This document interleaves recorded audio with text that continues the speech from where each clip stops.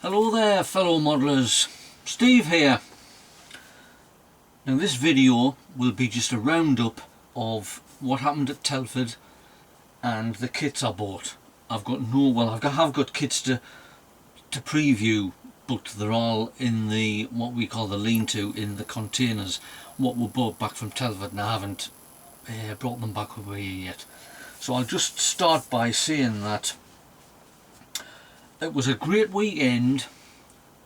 I had a good time, everybody did, and I'd like to thank the IPMS members, the UK, for putting on a fantastic show, and also the staff at the Telford International Centre for actually holding it in these weird times. And it was good that it was actually on, because obviously a lot of shows had been cancelled last year, and I think they only started this year. I think the first one was Avon or Somerset, and there was another one, and then there was the Telford show. Now I know there's a few of them have been cancelled next year. There's always the Bolton one, the Halifax Huddersfield one, they've cancelled, and there's always the Darlington one, but they're having a bit of an issue with where they hold it. And the Cosford one is cancelled, but touch wood, our northern show is still on. It's for the 5th of June next year, so I'll be looking forward to that. Now, with obviously conditions in place, there was a lot of, well, most of the overseas groups and special interest groups, and a few of the traders never turned up due to travel and COVID problems, but hopefully they'll all be back next year. So obviously it was only held in 2 halls, Hall 1 and 2. Hall 3 was basically just the biggest sort of restaurant you could ever have. There was chairs all over the place, because we did a quick a meet up there on the Saturday where I met Len, Johnson North Wales, Michael Booth, Ivan was there as well, and I did meet up with Lenny Brand I think, at a table somewhere, and at the end of the show on the Sunday I was having a talk to Neil Parks. He come by the group, the Tyneside group stand, and also Nigel Wells and his wife Lisa on their own stand, the Crafton Well. I had a good night out of them, and I actually bought something off them as well, but I'll show you it later on. And he says that they've had a good show, as like takings wise, which I think all the traders did, because obviously everybody's had money to spare and they haven't been spending it on kits. Oh, right. So apart from that, I mean, it was a great weekend, and we've already booked the room for next year, the hotel for next year.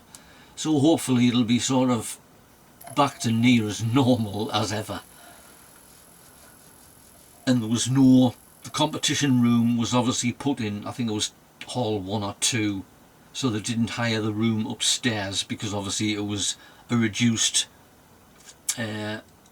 entrance. But the standard of the work was, you can't fault it, it just gets better and better. And obviously there was no kit swap either, which was a bit of a blow, because you can find a hell of a bargain in there sometimes. I've done it previously. But apart from that, yes, fantastic show. Now we'll go on to kits that I bought. Now I got really to, it was near the end of the Saturday event, because I didn't finish till 6, and I'd only bought 3 kits, which is quite unusual for me, but I made up for it the next day. And I never bought an FA18 Hornet, which is very unusual for me. There was the Meng 1/48 scale there, which I've already got, and I didn't really want to buy another one. and there was the Revel 1/32 scale one, which I bought the last time, and I didn't really want to buy that because it is big. I mean, this is the old Revel version, and if you see it, it's absolutely massive. So they're just like two kits I've got 1/32 scale, and I don't think I'll buy any more. I know Trumpet to do it, and I don't know who else does it, but they're a bit big to. But anyway, and there was a couple of 1/48 scale kits, but they were the old ones, monograms. I've got plenty of them, and one 1/72 scale, which was the Blue Angels livery, which I've got. I could have bought the kit and used it for something else, but I thought, no, I've got plenty of Hornets. But kits that I did buy, I did have a list, because you can't go to Telford without having a list. Now this wasn't on the list obviously, but it's the Revel 1700 USS Indianapolis, which is the one that delivered the atomic bomb and was sunk by a Japanese submarine, and all the men went in the water and had a horrible time with all the sharks because some idiot never sent a signal, and they didn't have, well, that's political, they didn't have a destroyer escort. But it'll be a nice kit to build, that, a US heavy cruiser. And that was, how much was that? Oh, that was £8. It was one of that was the first kit I bought, but it wasn't on my list, but I fancied it anyway. And this one, which was £10, and it's a Douglas DC-7, a very old Revel, which I made earlier this year, and I thought, I like that kit. I'll use it in a different markings. I don't want to do a United Airlines one again, but it was a nice kit to make, and you got a free steps with it as well, and everything is there, even though it's got a hole there. Right. This one was the second one I bought. It's the Nova, or Novo, which is probably the old Frog model. It's a Super VC10 in British Airways markings. Now, the markings on this are supposed to be terrible, and they are very yellow, but you can get aftermarket markings on eBay, so I might have a gun with that. And it's not, according to people that I know, it's not a very good kit to make, but it just depends what you make of it. The Rodin kit's a lot better, but it's a VC10, and it's a beautiful airliner, and I like it. And that wasn't on my list either. Now, this was on my list because I've got a truck, like a cab, and I'd wanted a trailer because I'm going to put imitation steel pipes. Now, I got advised on to buy this off Terry in our club, who builds trucks, and he says that will go perfect with the truck that you've got, and it's a fairly easy kit to build, so I'll have a go with that. And I've got the steel pipes.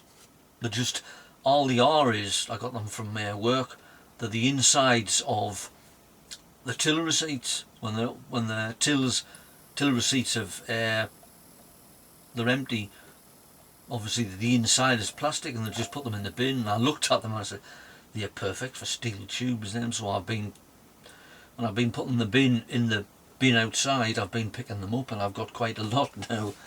And that was on my list, and that was, how much was that? Well, that was 36 quid, which is a bit of a bargain, like. So, and that was firstly on my list, so I've got that.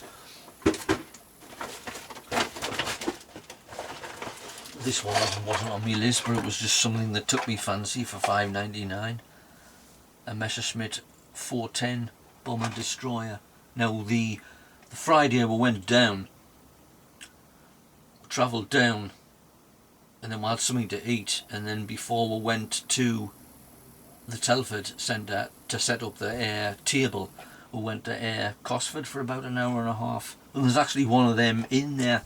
I mean, I'd been to Cosford before, but the lad that went down with us, one of the lads, he wanted to go and see the German missiles because he hadn't seen them for ages.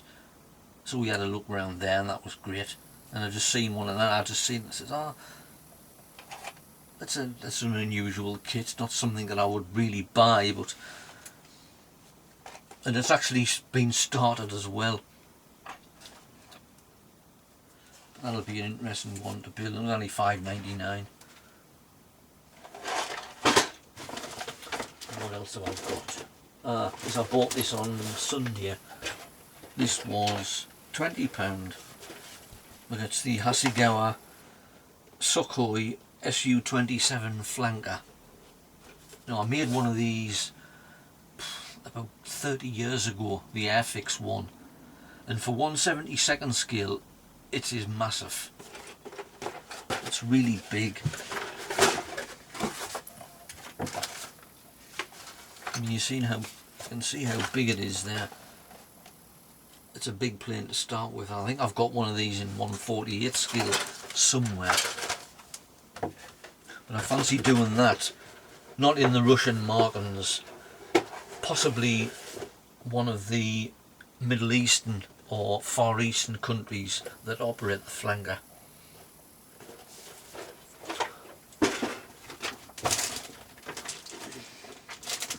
A couple of sheets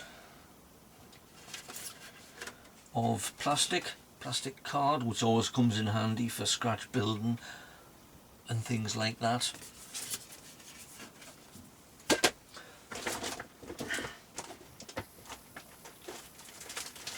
This was interesting. It was decals for a I hope it's 1/72nd. It's a big aircraft. 1/72nd scale Canberra. And there's a lot of different markings there. What is it? South African Air Force, Venezuelan Air Force, Ethiopian Air Force. Something a bit different.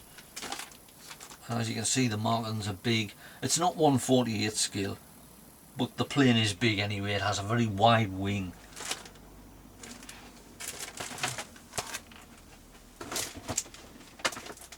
And that's what I bought off Nigel and Lisa.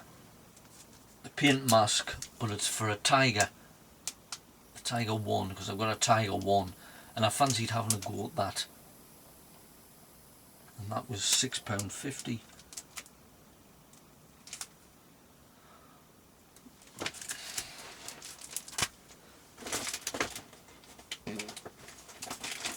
Oh well, you can't. I've got some Hornet markings anyway, because I was low on the Hornet kits that I've got 1/72nd scale.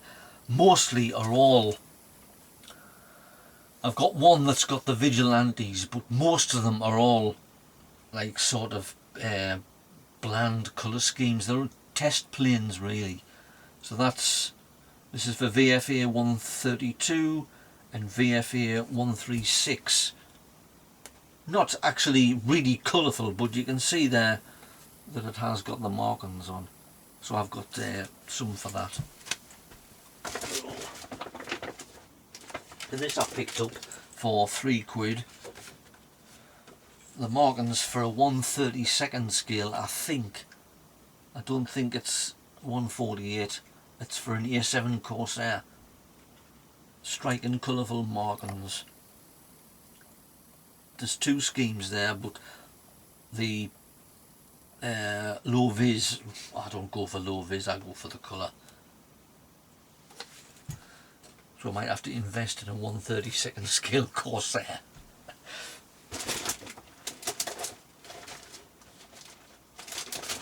And this is the Hornet markings. These are very colourful schemes, these. Or is it? It's VFA 86, VFA 132 and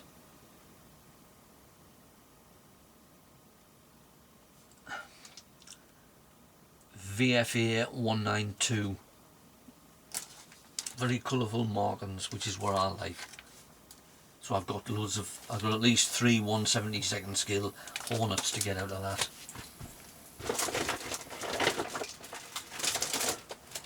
And this is just some from the airliner stand, marking stand, for an Avro 748 in South African Airways markings.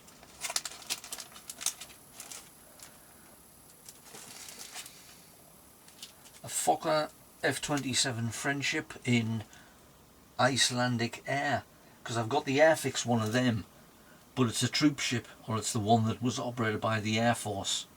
I'll have to check whether it'll be okay to use that. And this one is a DC-7, it's KLM Royal Dutch Airlines. I can use that. I've got a couple of DC-7 kits. I actually bought one. So that's them. And of course, well, I did get a book on Hornets.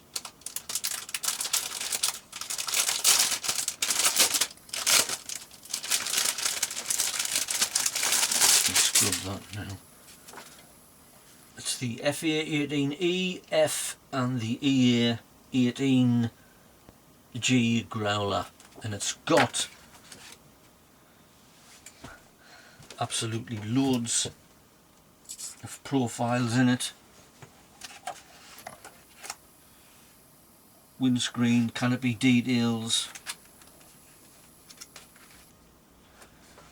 undercarriage bays, lots of detail, perfect for doing 1/48 and 1/32 scale undercarriage, where you can actually put air brake pipes in and things like that. And it does have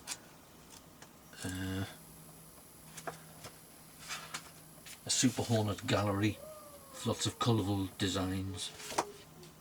And there's a great big picture on the back of the control panel, so that'll be a good read. So that's one box out of the way, one bag. What? Are you ordering your pills? In a minute, later on.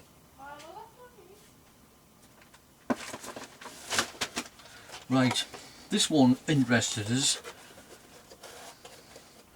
It's the Revel. What is it? Oh, it's a Convair R3Y2 Tradewind. A giant cargo plane which never really caught on, but it's just caught my eye. I thought that looks interesting, obscure, and you can tell this is a very old Revel box,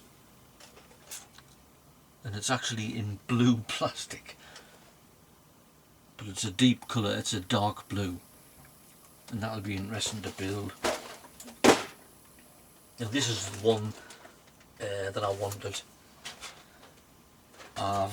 Where is it? I'm building that, which is a Würzburg radar set. Now in the kit I didn't get the figures, so I've had a look round and I've found this, which is, it's a German tank crew, but if you see, there's two men there with headphones on, so you could modify them and make them fit so they would look okay with this kit, because you don't get the air figures with it. And this was £12.99, so I was glad I found that, because I was looking for it, but they didn't have any. They had the kit, the shop I bought this out of, and I asked the guy and he says no, we haven't got any of them. So I had a look around and I seen these, so that'll be good for that. What else? Oh, this, I found this. This is, I'm not going to even try and pronounce this. I think it translates as Peter the Great. It's one of the Russian Kirov class battle cruisers that were built in the 1980s. That caught me eye. I've never built a Russian ship before, and that was 18 quid. 1/700 scale. So that'll be interesting to build as well. And the rest is just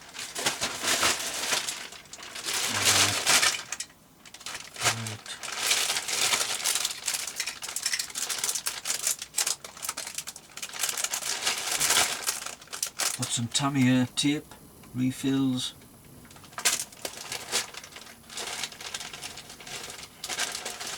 some small files which will come in handy, some brushes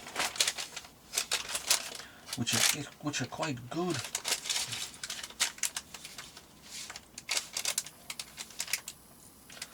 And if you look at them, perfect for painting figures.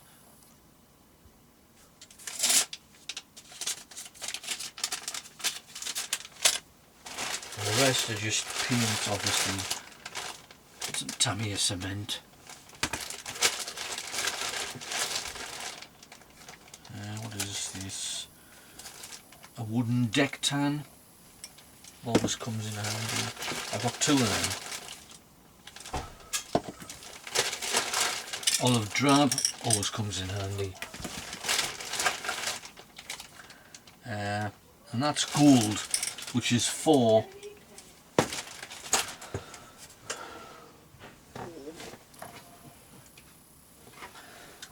the 4x4 truck that I'm making. Gold colour.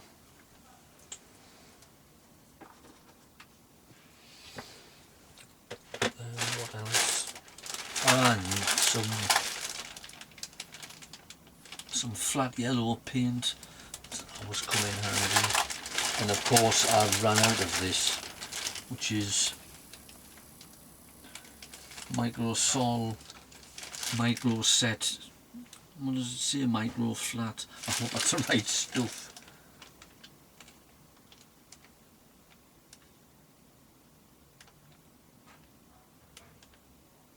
I've bought the wrong thing. This is Micro Flat.